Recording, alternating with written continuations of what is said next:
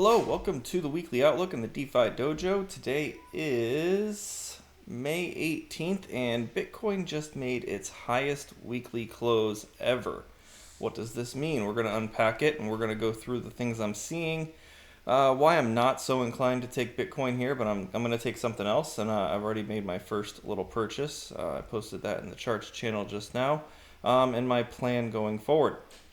If you like these kind of videos, please like and subscribe down below. I'd really appreciate it. It would help me with the YouTube algorithms.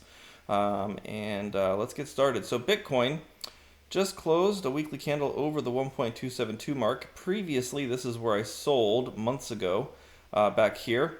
And perhaps we're going to make one more push.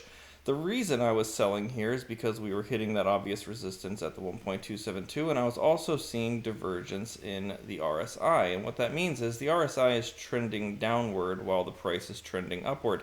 If we backtrack to the previous cycle, that's exactly what marked the top of the last cycle. So it's not something that you should ignore. However, perhaps we're going to make one more push to that line, and the RSI will make another push to this line, and we'll just have three instances of bearish divergence before we end this cycle. I don't know.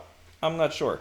What I do know is that from here, if I bought Bitcoin to the next fib, would give me about 20% gains, right? So I personally do not like the risk involved for just 20%, right? I can go over to the stock market and make 20% very easily.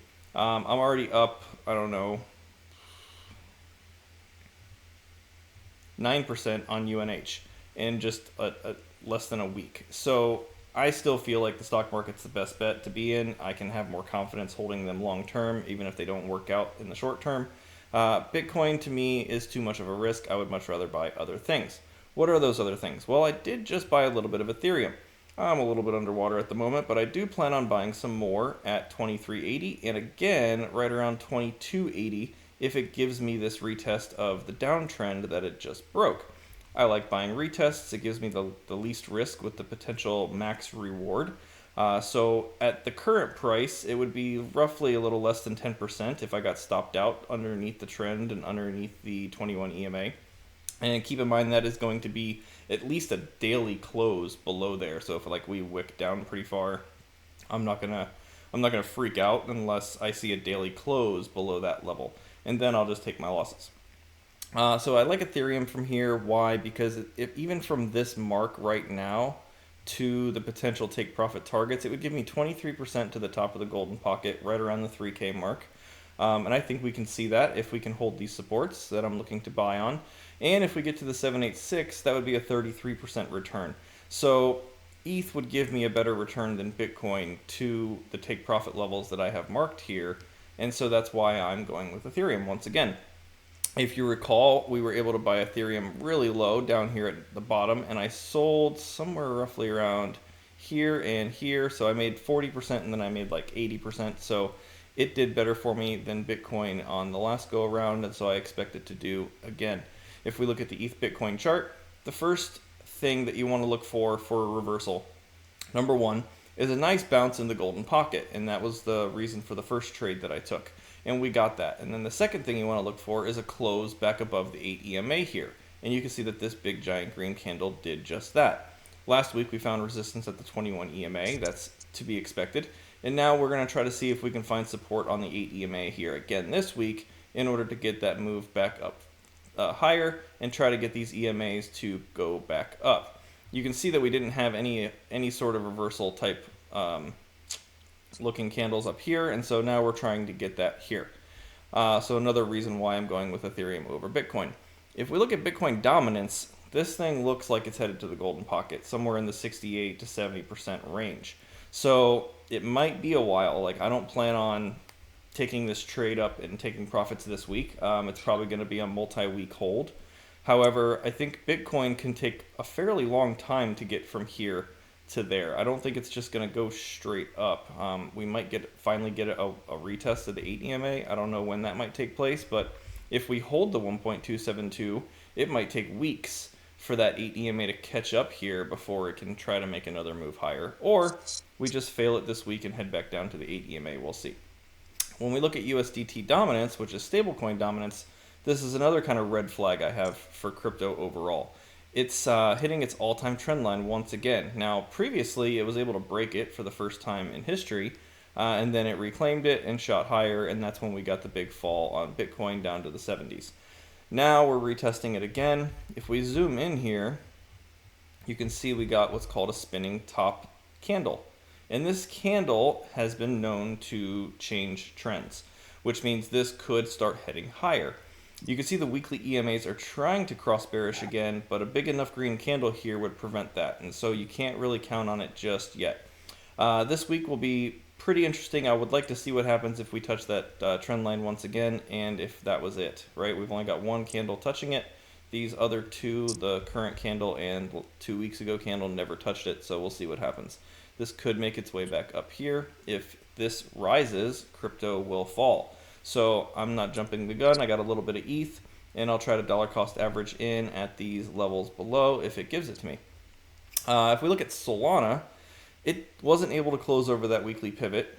The EMAs are not yet bullish, and so, oops, I don't know what that was.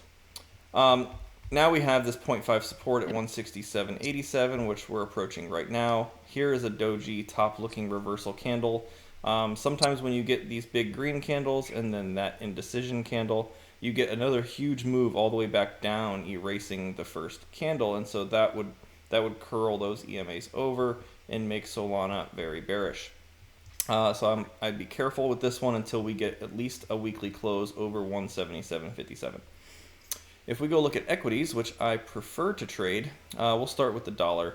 That's Forex, I know. But weekly is bearish. We finally got a retest of the 8 EMA. It rejected it pretty hard. And now we have support at 153 once again, which is the support that we found back here. So we'll see if it wants to find that support, create an invalidation, and try to head higher, or if it wants to just completely fail it and head down to these targets that I had previously at 97.63. Got close. Didn't quite touch it, so perhaps it still wants to go there. Looking at the S&P 500, somebody's got their mic on and it keeps making noises. I'm going to turn that off. Hopefully that fixes it. Okay, so now the S&P made a huge move last week, right? You can't deny it. Shot back over the 1.618. If you remember, we've been watching this level for, 7 months now, since September of last year. And if you recall, heading into the end of the year, I stated numerous times that we were likely going to have a either slightly downtrending or sideways choppy year this year. So far, we've gotten a very steep fall and a very steep recovery, but overall, in the last, since October, the S&P has returned 0. So that is sideways. And so that assumption so far has been correct. However, we are making some big strides to the upside. We do not have a weekly bullish cross yet for the S&P, and we need to make sure that we hold this 1.618 at 58.48. That is going to be the support we want to see hold this week. If we do continue higher, the resistance we'd like to see break is 61.66. Until one of these gives way, it's really hard to trade this. We're right in the middle of it. We don't know if we're going to come down first, up first. If we do come down, if it continues or finds support. If we do go up, if it's going to resist or break through. It's a very hard place to try and trade. You could try to use daily pivots. And right here you can see we're rejecting that R2. And so our first support would be the 1.618. So could attempt some short scalps back down to the EMA that has not been touched in over a week. So that could be a good trade using that R2 as your stop loss. If we go to the NASDAQ, kind of the same story. We got two major levels here. The 1.618 was our take profit level months ago, and I don't have any regrets taking profits here. I feel like I nailed the top so far, and we'll see what happens. The EMAs here aren't yet bullish either, and you can see they're right in the same spot as that 2365 mark, so that support needs to hold. We'll see if it wants to test it or shoot higher. If we look at total crypto market cap, while Bitcoin's making new all-time highs, the entire market is not. And it is bullish, however, but we need to retest some support down here. And at that point, I may consider buying some altcoins and see what happens. But other than that, all right, guys. Jeez. please mute yourselves before you come in.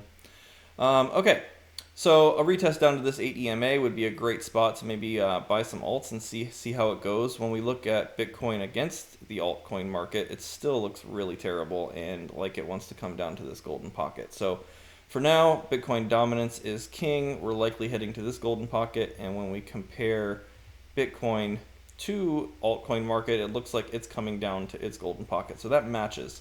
We'll see. This is bearish, so I don't really have a whole lot of interest in many altcoins. Ethereum's kind of an exception. I feel like it's bouncing out of its golden pocket, so I feel like I have some upside potential there. And if we look at total 3, it is also crossing bullish on the weekly. So a retest back down here at the 786 would be a great spot to potentially try to long some altcoins. We'll see. It could easily just fail also. This is crypto. Altcoins have been, everyone's been waiting for alt season that just, oh, we think it's coming. Oh, it's gone. Oh, we think it's coming. And then it's gone. I'm still not convinced that we'll even have one this cycle. But if we do, perhaps this mark is where it starts. We'll see what happens. All right, so with that, that covers all of, oh, again, let's do this one. So this is Bitcoin against the NASDAQ. And we are in, if I zoom out, we are in the take profit range, and we've been here for quite some time. And there's also this giant rising wedge pattern happening here. So for me, there's really no question that we're nearing the end of this cycle, right? Like it's been almost 3 years since the bottom. So that typically lines up with the time frame of cycles, and so that's why I don't think the risk is really worth the reward for Bitcoin here. But I will take a shot on Ethereum because I have a place that I can cut it, and I know it would invalidate my trade. So that's another reason why I like Ethereum over Bitcoin. With Bitcoin, it's very difficult. Like, what do you do? You do long here, and then just your stop loss is 103. Odds of that hitting are very high. You could choose the 8 EMA at 97. You could choose the 21 EMA at 91. However, that would provide a 14% loss compared to my 9% loss if I got stopped out on Ethereum. So the upside potential seems bigger for Ethereum. The downside potential seems less for Ethereum compared to Bitcoin, and therefore those are all the reasons why I'm taking Ethereum over Bitcoin here. Okay, so with that, I will take chart requests and or questions. If anybody wants to drop your chart requests in the chat, I will look at it. I'm sure there are a couple altcoins potentially turning bullish here that we could look at if you want to toss those out there. Virtuals, yeah, that's been a hot one. Let's see.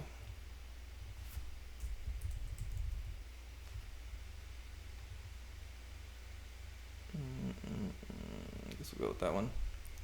Okay, yeah, so the weekly's bullish, and I just took the last retrace to measure, and so you get that golden pocket sell-off, which is to be expected, and perhaps if it continues to give us the sell-off, we'll finally get some sort of pullback here to buy, and so right around the 147 to 152 mark would be a nice place to try to buy that, with your stop loss being just underneath the 21 EMA, or maybe even the next pivot down, which looks like 112.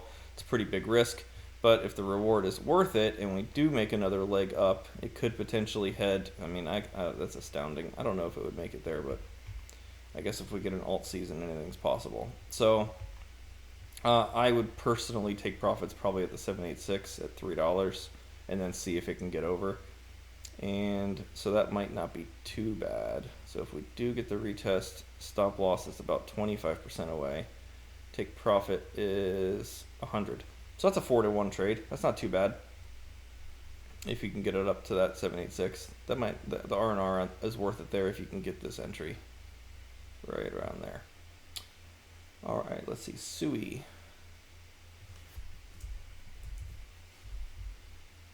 SUI. That's a lot of lines.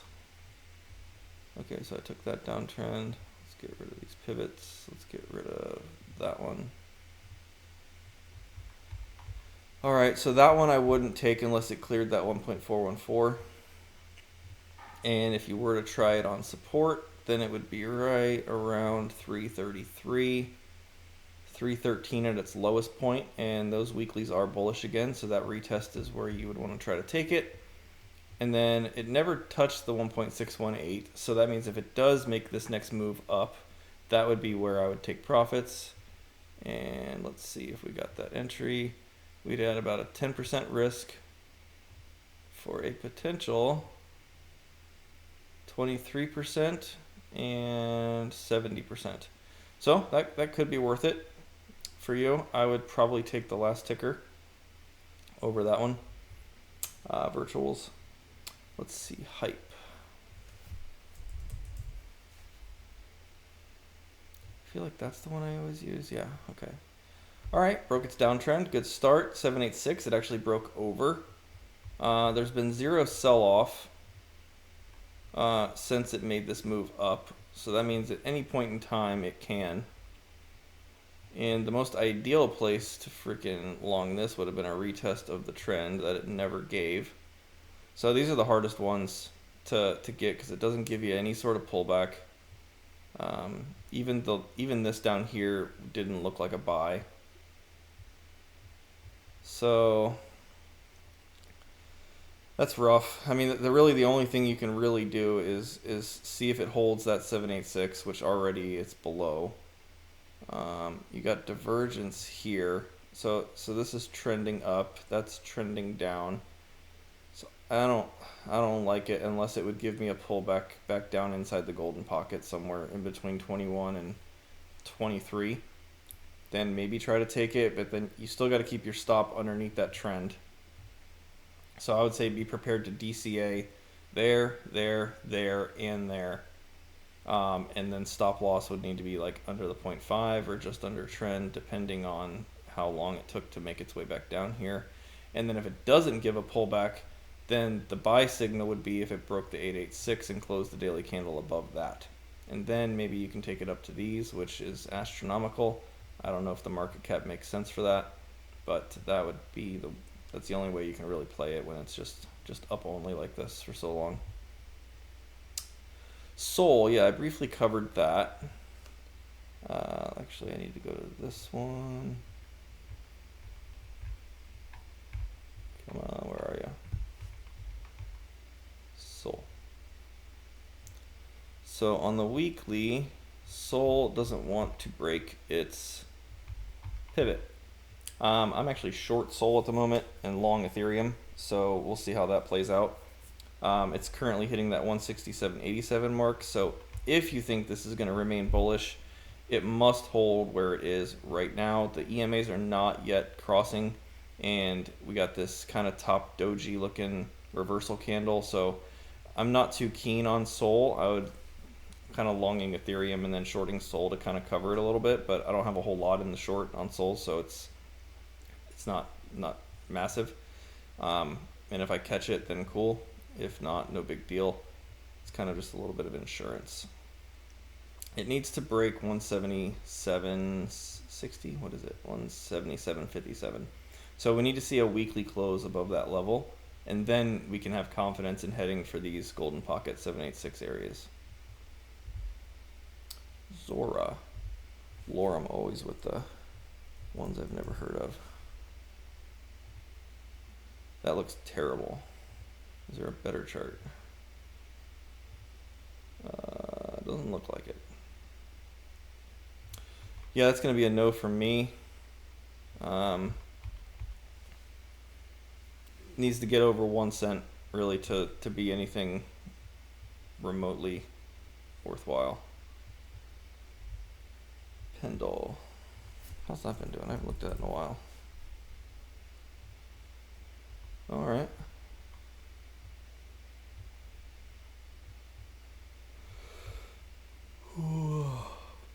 So you can see the resistance there at the 618. Supports at the 0.5. It's a pretty big range. I don't really see a little bit of divergence there on the daily. Nothing really to call home about. And the weekly's trying to turn bullish. So the pullback back to 370 would be maybe the great place to try to long that. because now that is starting to turn bullish. So I'd actually like to put an alert there. And if that dings me, I might buy some. Break and close at least a daily candle over that 618, then it can continue. So I'll be looking for a pullback or a close over 437.4. Besides that, it's kind of in, limbo. Mic open. Money bags. Can you turn your mic off all the time? Hi, Qubit.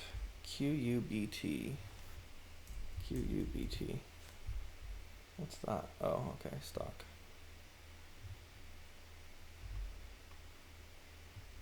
Well, I haven't heard of this one.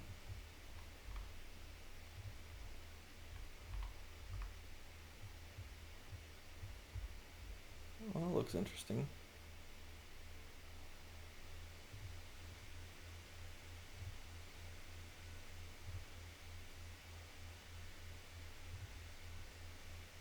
Okay, so you can see where it's having trouble is the golden pocket.